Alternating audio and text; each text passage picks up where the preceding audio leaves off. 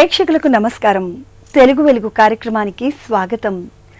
జలజలరాలే ముత్యాల మాతృభాష, పొత్తి కడుపు నుండి జారినప్పుడు నన్ను ముద్దాడిన ప్రాణవాయువు నా భాష, పాల పొదుగులాంటి చిన్ననాటి తల్లి నా భాష, ఉగ్గుపాలతో ఉదరంలో దాచుకున్న ఊపిరి నా భాష.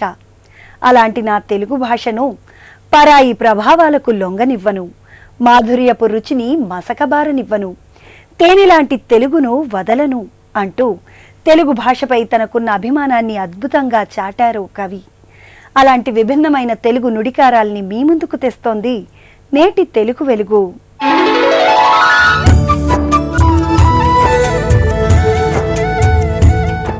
వారం వారం ప్రేక్షకుల్ని విశేషంగా ఆకట్టుకుంటున్న తెలుగు వెలుగు ప్రశ్న ఇప్పుడు మీకోసం. అవలీలగా అంటే అరచేతిలో ఈ కాయ ఉన్నట్లే. ఏ అరటి, బి జామ, సి నిమ్మ, డి ఉసిరి. మీ జవాబు టీవీ అని టైప్ చేసి స్పేస్ ఇచ్చి మీ సమాధానం అరటి అయితే ఏ, జామ అయితే బి, నిమ్మ అయితే సి, ఉసిరి అయితే డి అని టైప్ చేసి 56263579కి SMS చేయండి. ప్రశ్న మరోసారి. అవలీలగా అంటే అరచేతిలో ఈ కాయ ఉన్నట్లే. ఏ అరటి, బి జామ, సి నిమ్మ, డి ఉసిరి.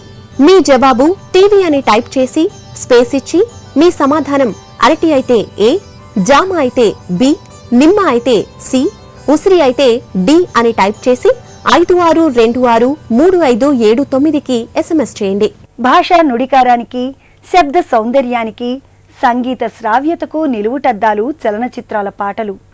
ఆ పాటల్లోని భాషా విశేషాలు ఇప్పుడు చూద్దాం.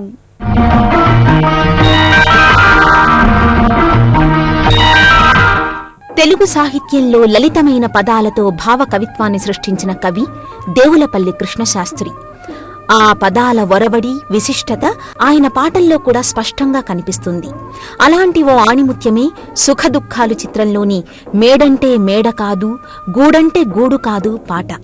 మేడంటే మేడ కాదు, గూడంటే గూడు కాదు, పదిలంగా అల్లుకున్న పొదరిల్లు మాది, పొదరిల్లు మాది. నేనైతే ఆకు కొమ్మ, తానైతే వెన్నెల వెల్లా. నేనైతే ఆకు కొమ్మ, తానైతే వెన్నెల వెల్ల, పదిలంగా నేసిన పూసిన పొదరిల్లు మాది. మేడంటే మేడ కాదు, గూడంటే గూడు కాదు, పదిలంగా అల్లుకున్న పొదరిల్లు మాది, పొదరిల్లు మాది. కోవెల్లో వెలిగే దీపం దేవి మా తల్లి, కోవెల్లో తిరిగే పాటల గువ్వా నా చెల్లి. గువ్వంటే గువ్వా కాదు గొరవంక గాని, వంకంటే వంక కాదు నెలవంక గాని. మేడంటే మేడ కాదు, గూడంటే గూడు కాదు, పదిలంగా అల్లుకున్న పొదరిల్లు మాది, పొదరిల్లు మాది. గోరింకా పెళ్ళైపోతే ఏ వంకో వెళ్ళిపోతే, గోరింకా పెళ్ళైపోతే ఏ వంకో వెళ్ళిపోతే, గూడంతా గుబులైపోదా, గుండెల్లో దిగులైపోదా. మేడంటే మేడ కాదు, గూడంటే గూడు కాదు, పదిలంగా అల్లుకున్న పొదరిల్లు మాది, పొదరిల్లు మాది. అన్నా చెల్లెళ్ల అనుబంధం గురించి అన్న ఆత్మీయంగా గానం చేసే పాట ఇది. వారుండే ఇంటిని, వారిని ప్రకృతిలోని వివిధ అందాలతో పోల్చి కృష్ణశాస్త్రి అద్భుతంగా రాశారు ఈ పాటను. వాక్యాలలో కాదు అనే పదాన్ని వాడి చమత్కారాలు పోయించారు. ఇంటిని వర్ణిస్తూ మేడంటే మేడ కాదు, గూడంటే గూడు కాదు, అంతకు మించి పదిలంగా అల్లుకున్న పొదరిల్లు అన్నారు. అలానే చరణాల్లో అన్నను ఆకుకొమ్మతో, చెల్లెలను వెన్నెల వెల్లతో పోల్చి వారిది పదిలంగా నేసిన పూసిన పొదరిల్లు అని చెప్పారు. తర్వాత చరణంలో కోవెల్లో అంటే దేవాలయంలో వెలిగే దీపం దేవి అయితే ఇళ్లనే కోవెల్లో తిరిగే పాటల గువ్వ అతని చెల్లెలు అని అన్నతో పలికించారు కవి. గువ్వంటే గువ్వ కాదు గొరవంక గాని, వంకంటే వంక కాదు నెలవంక అని అరుదైన అలంకారంతో పాటను సౌందర్యవంతం చేశారు. గూడంతా గుబులు గుండెల్లో దిగులు అని అంత్యప్రాసలతో పాటకు లయాత్మకత తెచ్చారు. ఆ పాటలోని పొదరిల్లు, ఆకు కొమ్మ, పాటల గువ్వ, నెలవంక వంటి లలితమైన పదాలు మన భాషా సౌకుమార్యానికి ప్రతీకలు. అలానే వంక, నెలవంక, గొరవంక పదాలు తెలుగు భాషలోని పదవైచిత్రికి నిదర్శనాలు. అందుకే ఈ పాట మన మాతృభాష వైభవాన్ని చాటే ఆణిముత్యం అని చెప్పవచ్చు. తెలుగు భాషాభిమానానికి నిదర్శనంగా నిలిచే ఓ ప్రత్యేక కథనం ఇప్పుడు మీకోసం. దేశమును ప్రేమించుమన్నా మంచి అన్నది పెంచుమన్నా అని దేశభక్తిని ప్రబోధించిన విశ్వ మానవతావాది గురజాడ అప్పారావు. తెలుగు అక్షరాలతో ముత్యాల సరాలు అల్లిన సృజనశీలి. సంఘ సంస్కరణను కాంక్షించి అందుకు సాహిత్యాన్ని వాహిక చేసుకున్నారు. వాడుక భాషను తన ఆయుధంగా ఎన్నుకున్నారు. ఈ నెల 30వ తేదీ ఆయన వర్ధంతి. ఆయన మరణించి 100 ఏళ్లు కావస్తున్నా ఇప్పటికీ తెలుగు భాషను, సాహిత్యాన్ని, జాతిని చైతన్యం చేస్తున్నాయి ఆ మహాకవి రచనలు. గురజాడ యుగకర్త. భాష, సాహిత్యం, సంస్కరణ మూడింట్లోనూ ఆయన తనదైన విలక్షణతని, ప్రత్యేకతని నిరూపించుకున్న త్రినేత్రుడు.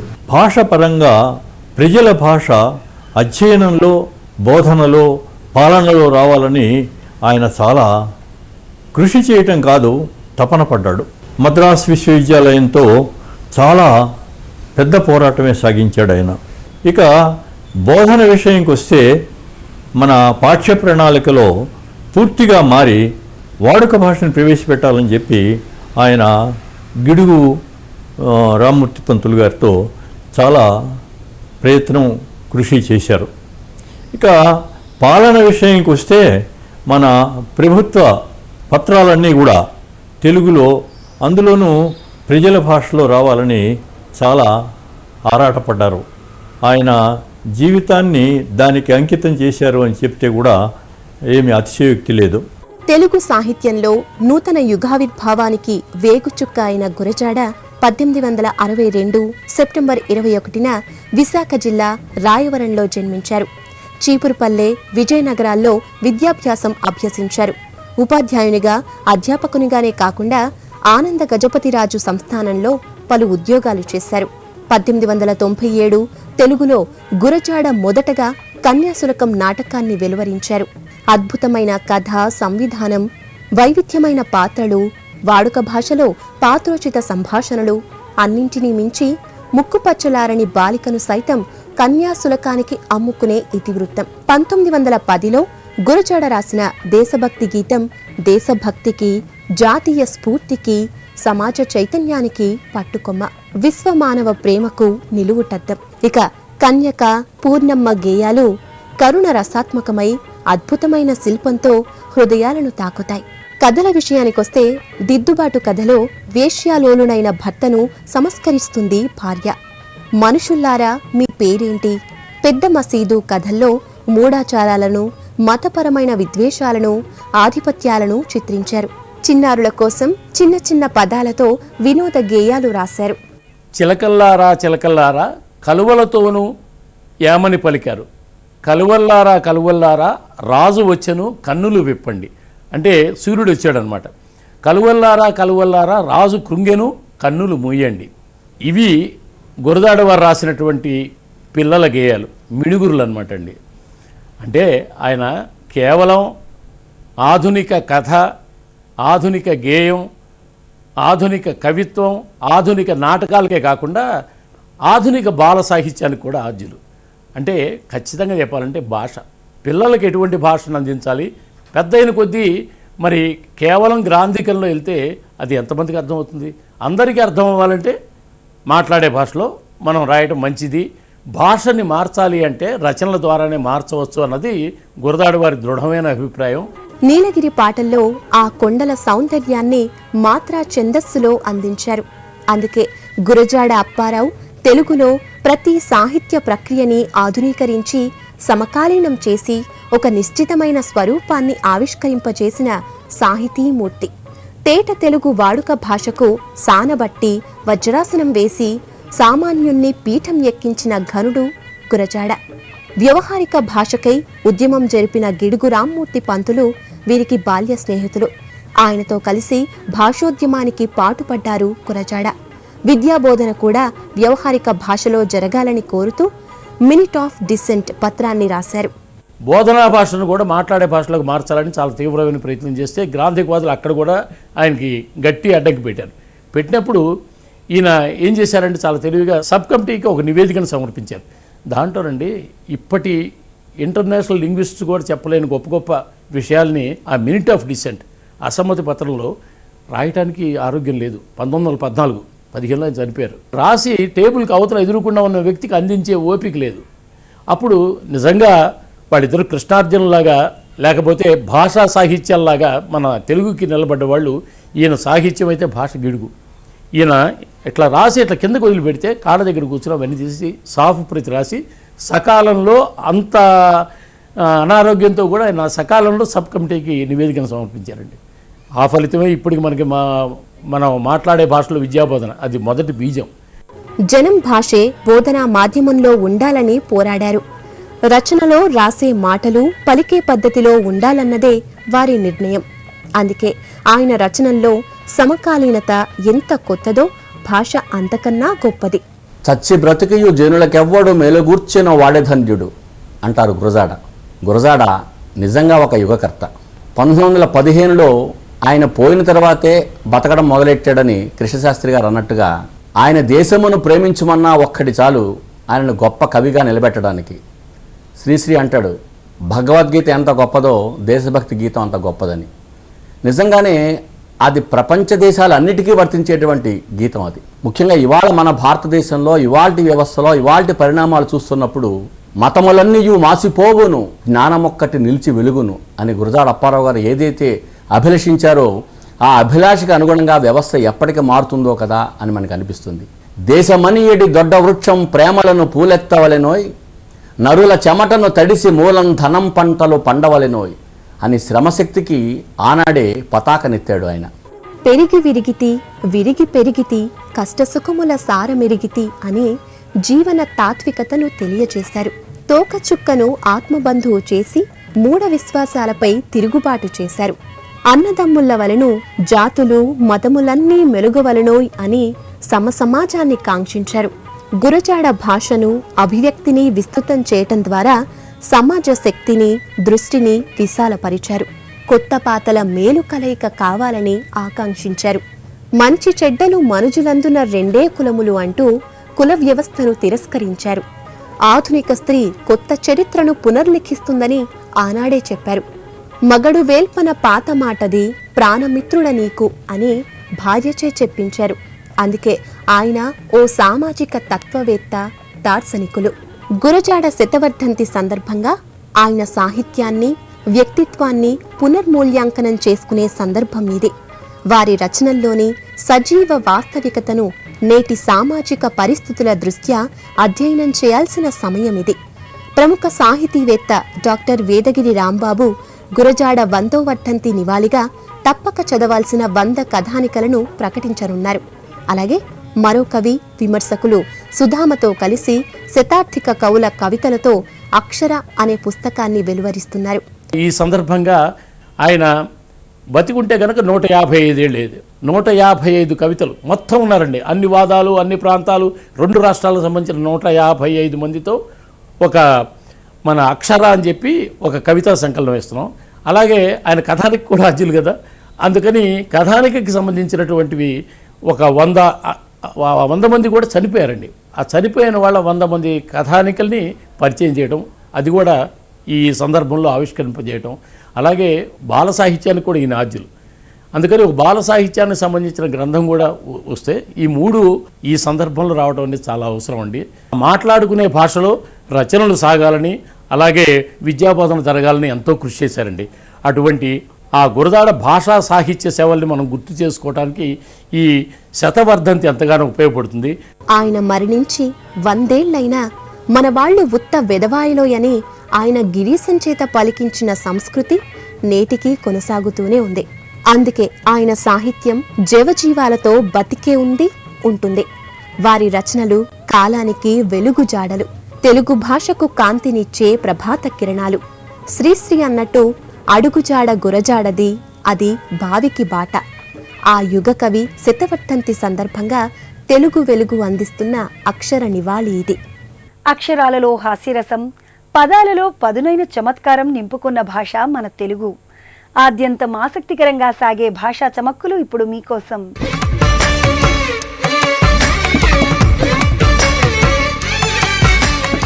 నేను ఎక్కడో అవధానం చేస్తూ ఉంటే ఓసారి ఓ ప్రశ్న వచ్చింది. ఇంకేమో మీకు కుర్రాళ్ళు వచ్చి అవధానాలు చేస్తుంటే మీరు ఎందుకండి 50 ఏళ్ళు వచ్చి మారేక అప్రస్తుత ప్రసంగంలో ఏదైనా అడుగుతారుగా సరదాకి అడిగా. అందుకే నిజానికి దానికి మనకున్న ఆలోచన లేకపోతే ప్రచారకాంక్ష ఏమీ బయటపడకుండానే చెప్పచ్చు. 16 ఏండ్ల కుమారుడు సుదతిని పెండ్లాడి నిరత సురతుండైనన్, 16 ఏండ్ల కుమారుడు సుదతిని పెండ్లాడి నిరత సురతుండైనన్, ముదమున్గని తండ్రియు తన మదవతితో కాపురమ్ము మానంజనునే. అబ్బాయి 16 ఏళ్ళు 20 ఏళ్ళు 25 ఏళ్ళు వచ్చాయని కొడుకు పెళ్లి చేస్తాము, వాడు కాపురం మొదలెట్టాడు కదా, మన కాపురాలు మనం మానేస్తామా? ఎవరి భ్రమ వారిది, ఎవరి సరదా వారిది, ఎవరి అనుభూతులు వారివి. అలాగే అవధాన రంగంలోనైనా మరో రంగంలోనైనా కుర్రాళ్ళు వస్తే రానివ్వండి, వాళ్ళ పని వాళ్ళు చేస్తారు, మా పని మేము చేస్తాం. కుర్రావధానమే, ప్రౌఢావధానమే, ఏ రంగమైనా అంతే, ఏ విషయమైనా అంతే అని ఇలాగా మనకు ఉన్నటువంటి చాపల్యాన్నో వ్యామోహాన్నో సరదానో కాంక్షనో బహు చమత్కారంగా సమర్థించుకోవచ్చు. ఇది మాట చమత్కారం. అప్పుడు అంటే అన్నారు కానీ ఎంత బాగా అన్నారని, ఇంత సరసంగా ఎవరు చెబుతారండి అని ఇలాగా మహాకవులు అవధానులు సరసంగా చెప్పినటువంటి వ్యక్తిగతమైన సందర్భమైన పద్యాలు ఎక్కువగా మిగిలాయి. అలాగే ఈ వారం ఒక మంచి సామెత, కన్నుల్లో పొడుచుకునే పొలని కనిపెట్టుకోద్దా అన్నారు. ఒక సంస్థను నిర్వహించాలనుకున్నవాడు, ఒకదానికి నాయకుడుగా ఉండాలనుకున్నవాడు ఎవరైనా తన్ని కంట్లో పొల్లెట్టి పొడుస్తున్నారేమో చూసుకోవాలి. ఇది ఎప్పుడు వచ్చిన సామెత ఇది? పూర్వం తాటాకు ఇళ్ళు గడ్డి ఇళ్ళు ఉన్నప్పుడు చూరు బాగా కిందికి ఉండేది. పల్లెటూళ్ళలో అన్ని ఇళ్ళు అంతే, ఎందుకంటే వాన కురిస్తే కిందికి వెళ్ళిపోవాలి. మరి దాంట్లో ఇబ్బంది ఏమిటంటే వచ్చిన వాళ్ళు తల వంచుకొని లోపలికి వెళ్ళాలి. జీవితంలో కూడా అంతే, ఒక్కోసారి తల వంచితే కానీ కొన్ని పనులు అవ్వవు. వంచు, ఈయన చూరు కింద వెళ్ళాలని వంచట్లా. అలాగా కంట్లో పొడుచుకునే పుల్లని కనిపెట్టద్దా అంటే ఇలా వెడుతుంటే అక్కడ పూలలు ఇలా వెదురు పుల్లల్లో ఉంటాయి, దండాలు వాసాలు ఉంటాయి కదా, మరి ఆ పుల్ల కంట్లో కూర్చుకుంటుందని చూసుకోద్దా? నేను అలా వచ్చేసాను, మీరు ఆ వాసాలు అలా ఎందుకు పెట్టారు? ఇల్లు అలాగే ఉంటుంది. అంచేత కొంతమంది మనుషులు అలాగే ఉంటారు. వాడిని కంట్లో పొడుచుకునే పుల్ల ఆ విషయం నువ్వే కనిపెట్టుకోవాలి. లేకపోతే కళ్ళు పోయేవు మనమే, వాడి సొమ్మేం పోయింది. అందుకే కంట్లో పొడుచుకునే పుల్లని కనిపెట్టుకోద్దా? అలా జీవితంలో ఎప్పుడు కాస్త జాగ్రత్తగా ఉండాలి, లేకపోతే మోసపోయిన తర్వాత ఎంత అనుకుని ఏం ఉపయోగం అండి. అలాగే ఈ వారం ఒక మంచి చలోక్తి. పానుగంటి లక్ష్మీనరసింహరావు గారు రైల్లో ప్రయాణం చేస్తుంటే ఎదురుగా ఓ పల్లెటూరు పెద్ద మనిషి ఓ పాట పాడుతున్నట్ట. సరే పాట పాడుతుంటే రైల్లో ఇప్పుడు అభ్యంతరం పెట్టలేవు, అప్పుడు ఏం పెడతాం, ప్యాసింజర్ రైళ్ళు అవన్నీ, నేను కాలక్షేపానికి కూడా పాడేవాడు ఉండాలి. లేదో పాడుతున్నాడు అని ఈయన కూడా వింటున్నాడు. వాడు ఏం పాడుతున్నాడు విచిత్రంగా, మానారా శివునాకు మంగళం, మానారా శివునాకు మంగళం, జయ మంగళం, మానారా శివునాకు మంగళం, మానారా. ఈయనకి అర్థం కావట్లా, మానమంటున్నాడా పాడమంటున్నాడా ఏమిటి ఈ పాట? కాసేపు ఆగిన ఈయనకు సరదా ఉంది కాబట్టి ఆయన కాస్త గిల్లి, ఏమండి దీని అర్థం ఏమిటా? అర్థాలు మాకేం తెలుస్తాయి, మా ఊళ్ళో జాతరలో పాడుతున్నాం అంతే అన్నాడు. మరి ఏం తెలియకుండా అంతే. అప్పటికి ఈయనకి లోపల ఈ సరదా పుట్టింది, ఇంక ఈ కోరిక అదేమిటో తెలియ. మానరా అంటాడు, శివునికి మంగళం అంటాడు. ఏ దేవుడి మీద పాడుతున్నారు? ఏ దేవుడి మీద పాడటం కర్మ మాకేంటి, మా దేవుడి మీద పాడతాం. మా దేవుడు అంటాడు కానీ దేవుడు కూడా చెప్పడం ఇలాగే ఉంటుంది కొంతమంది. మా దేవుడి మీద పాడతాం అంటే మీ దేవుడు అన్నాడు, మంగళగిరి అన్నాడు. అది సంగతి. మంగళగిరిలో దేవుడు ఎవరు? పానకారస్వామి. సగం పానకం పోస్తే సగం పానకం బయటకు వస్తుంది. అంటే మరి నరసింహస్వామి మీద పాట కదా, మరి మా నర ఏంటి, శివునకు మంగళం ఏమిటి? అసలు దాని విషయం ఏమిటంటే, మా నరసింహునకు మంగళం, జయ మంగళం, మా నరసింహునకు మంగళం, జయ మంగళం. ఈ మా నరసింహునకు అనే మాటని మానరా అని విడదీసి సింహునకు అనే దాన్ని పలకదాకా శివునకు చేసి పాడుతున్నాడండి. ఎంత చమత్కారం ఇది! సాక్షి వ్యాసాలు రాస్తారు. తెలుగు వెలుగు ప్రశ్న మరోసారి. అవలీలగా అంటే అరచేతిలో ఈ కాయ ఉన్నట్లే. ఏ అరటి, బి జామ, సి నిమ్మ, డి ఉసిరి. మీ జవాబు టీవీ అని టైప్ చేసి స్పేస్ ఇచ్చి మీ సమాధానం అరటి అయితే ఏ, జామ అయితే బి, నిమ్మ అయితే సి, ఉసిరి అయితే డి అని టైప్ చేసి 56263579కి SMS చేయండి. ప్రశ్న మరోసారి. అవలీలగా అంటే అరచేతిలో ఈ కాయ ఉన్నట్లే. ఏ అరటి, బి జామ, సి నిమ్మ, డి ఉసిరి. మీ జవాబు టీవీ అని టైప్ చేసి స్పేస్ ఇచ్చి మీ సమాధానం అరటి అయితే ఏ, జామ అయితే బి, నిమ్మ అయితే సి, ఉసిరి అయితే డి అని టైప్ చేసి 56263579కి SMS చేయండి. గత వారం ప్రశ్నకు సమాధానం. వ్యక్తికి గతం చేరిస్తే వ్యక్తిగతమవుతుంది అంటే సొంత విషయమని అర్థం. కనుక ఈ ప్రశ్నకు సమాధానం బి. గత వారం ప్రశ్నకు ప్రేక్షకుల నుండి అందిన SMSలలో డ్రా ద్వారా ఎంపికైన విజేత బి సాయి భవానీ, చందానగర్, హైదరాబాద్, తెలంగాణ రాష్ట్రం.